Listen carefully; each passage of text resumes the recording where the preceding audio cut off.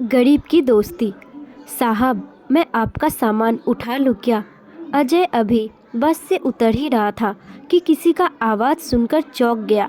पीछे मुड़ के देखा तो एक उसकी ही उम्र का एक लड़का फटे पुराने कपड़े पहने उसके सामान की तरफ देख रहा था। अजय ने उसे टालते हुए कहा, नहीं, मैं सामान खुद उठा लूँगा। यह सुनकर वो लड़का थोड़ा सा निराश हो गया और बोला, साहब, कुछ भी दे दीजिएगा, बहुत मजबूर हूँ, कुछ खाने का इंतजाम हो जाएगा। अजय भावुक होकर उसकी ओर देख रहा था। उस लड़के की आंखों में उसे आंसू नजर आ रहे थे। फिर उसने गौर से उसे देखा तो उसे समझ में आया, यह तो उसके बचपन का दोस्त मोहित है।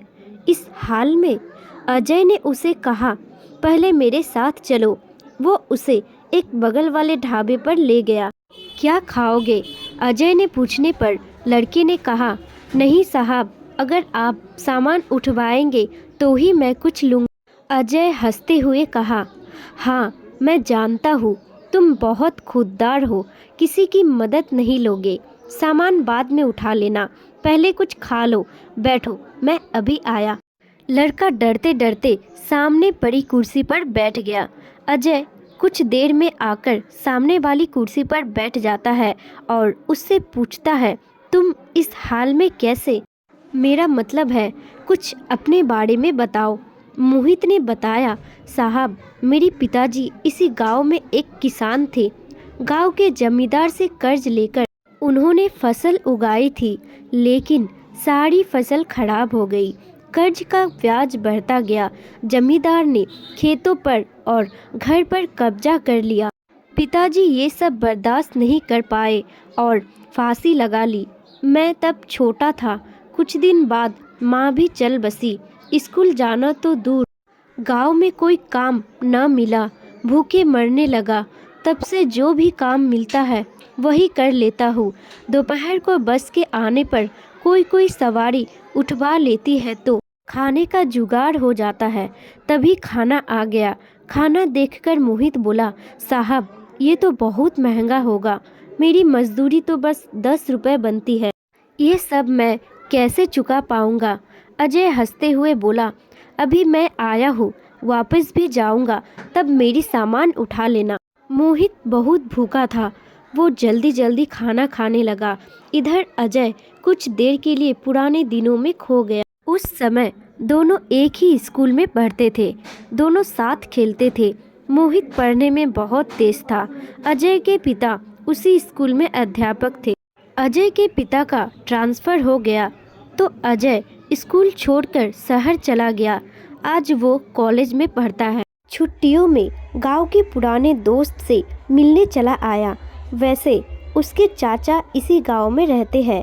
अजय को यह उम्मीद बिल्कुल भी नहीं थी कि उसका दोस्त उसे इस हाल में मिलेगा।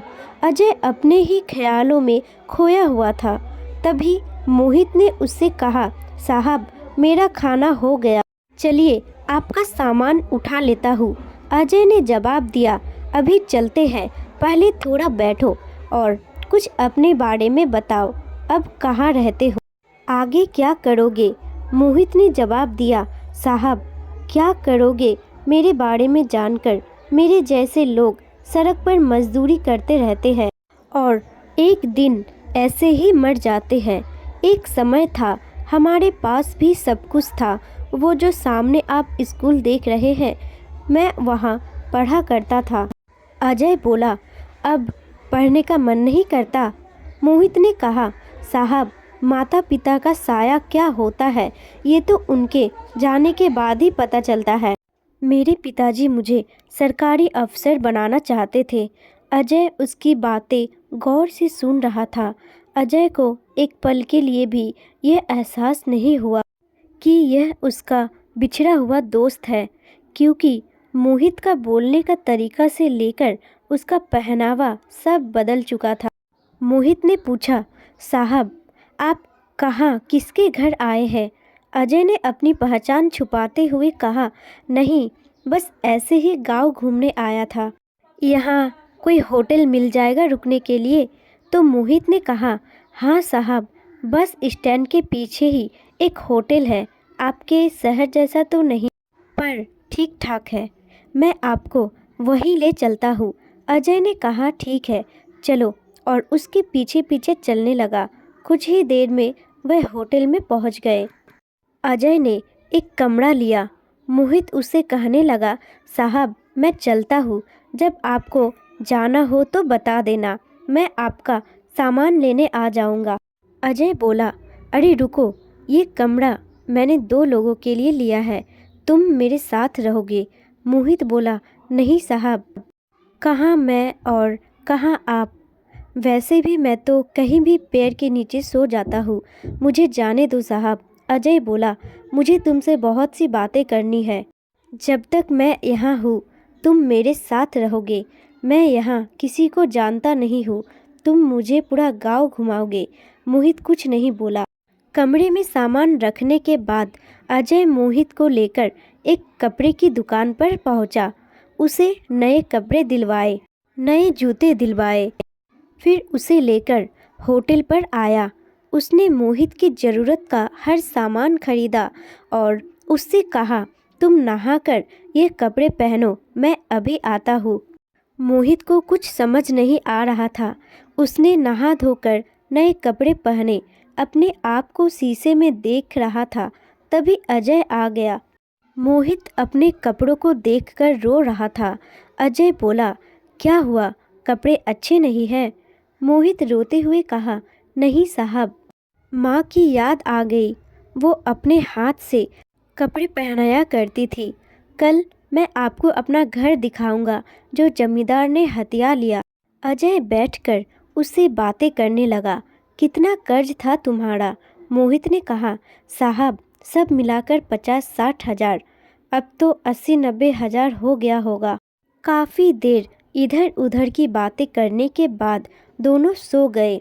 सुबह अजय मोहित को लेकर गांव घूमने गया। वहां मोहित अपना घर दिखाया जो बंद था। फिर वो उसे उस पेड़ के नीचे ले गया जहां कल तक वो सोता था। मोहित बोला, साहब यह पेड़ ही मेरा माँ बाप है, मैं यही सोता हूँ। अजय बोला, मोहित मैंने तुमसे झूठ बोला, मैं गांव घूमने नहीं, सिर्फ तुमसे मिलने आया था। यह सुनकर मोहित चौंक गया। मैं तुम्हारे बचपन का दोस्त अजय हूँ। यह सुनकर अजय के चेहरे को गौर से देखने लगा। उसे उसमें अब उसका दोस्त नजर आने लगा। उसके आंखों से आंसू बह रहे थे। इतने सालों का दर्द उसके आंखों से बह रहा था। आज उसका कोई अपना उससे मिलने आया। इस बात पर अभी भी उसको विश्वास नहीं हो रहा था। अजय उसे चुप कराया। फिर वो उसे अपना चाचा के घर ले गया। अजय के चाचा सब पहले से जानते थे। अजय ने उनसे कुछ बातें की। अजय के चाचा एक संपन्न किसान थे। उन्होंने अपने साथ कुछ और किसानों को इकट्ठा किया और जमींदार के घर पहुंच गए। अजय के चाचा ने जमींदार से पूछा, इसके पिता पर कितने कर्ज हैं? जमींदार ने अकड़ से कहा, कौन चुकाएगा? इसके पास तो फूटी कौड़ी भी नहीं है। नहीं तो इसका बाप सुसाइड नहीं करता। सब मिलाकर 1 लाख है। अजय ने अपने चाचा को इशारा किया। उन्होंने बैग से 1 लाख रुपए निकाल के जमींदार के सामने रख दिए और कहा, इसके खेत, मकान और बैल अभी वापस चाहिए। जमींदार यह देखकर घबरा गया, लेकिन इतने सारे लोग के सामने कर भी क्या सकता था। घर की चाबी और कागज वापस कर दिए और बैल उसके घर भिजवा दिए। वहाँ से निकलकर अजय बोला, चाचा जी मैं शहर जाते ही आपके पैसे लौटा दूंगा। चाचा जी ने कहा, कोई बात नहीं बेटा, तुम बहुत नेक काम कर रहे हो। फिर उन्होंने मोहित से कहा, बेटा तुम्हें तुम्हारा सब कुछ मिल गया, अब तुम अपने खेतों पर खेती करो, हम सब किसान तुम्हारे साथ देंगे। यह सुनकर सब किसान तैयार हो गए और बोले, हाँ बेटा, अब वो जमींदार तुम्हारे ऊपर आँख भी नहीं उठा सकेगा। अजय ने मोहित को खेती करने के लिए और 20,000 रुपये और दिलवा दिए। मोहित उसके पैरों पर गिर पड़ा। अजय ने उसे उठाकर बोला, दोस्त, अब तुम्हें आगे निकलकर दिखाना है। अगली बार मैं जब गांव आऊं तो मेरा दोस्त मुझे खुशहाल मिलना चाहिए। यह सुनकर अजय ने मोहित को गले लगा लिया। अगले दिन अजय शहर वापस चला गया। वहां से उसने अपने चाचा को बैंक में पैसे भिजवा दिए। इसके 6 महीने बाद एक दिन अजय दरवाजे की घंटी सुनकर दरवाज़ा खोलने गया तो देखा सामने मोहित खड़ा था। 6 महीने में बिल्कुल बदल गया था। अजय ने उसे गले से लगा लिया। अंदर आके मोहित ने उसके माता पिता के पैर छुए। अजय बोला, दोस्त, तुम अचानक यहाँ कैसे? सब ठीक तो है ना? उस जमींदार ने परेशान तो नहीं किया? मोहित बोला, नहीं यार, सब ठीक है। तेरे चाचा और दूसरे किसानों ने मेरी बहुत मदद की। अब तो सब ठीक है। मेरी फसल भी अच्छी हो रही है। उसकी कमाई से तेरा कर्ज चुकाने आया हूँ। ये 20,000 है, बाकी धीरे धीरे चुका दूंगा। अजय बोला, तू मेरा भाई है, मैंने कोई कर्ज नहीं दिया था तुझे। तूने कैसे सोच लिया? यह तो मैं नहीं ले सकता। लेकिन मोहित जिद करने लगा। तब अजय के पिता ने कहा, बेटा रख लो, यह इसकी खुददारी है। जो शिक्षा मैंने दी थी ये उसी का पालन कर रहा है। अजय पैसे रख लेता है। फिर मोहित शर्माते हुए उसे अपनी शादी का कार्ड पकड़ा देता है। अजय कहता है, अरे ये क्या, तू शादी कर रहा है?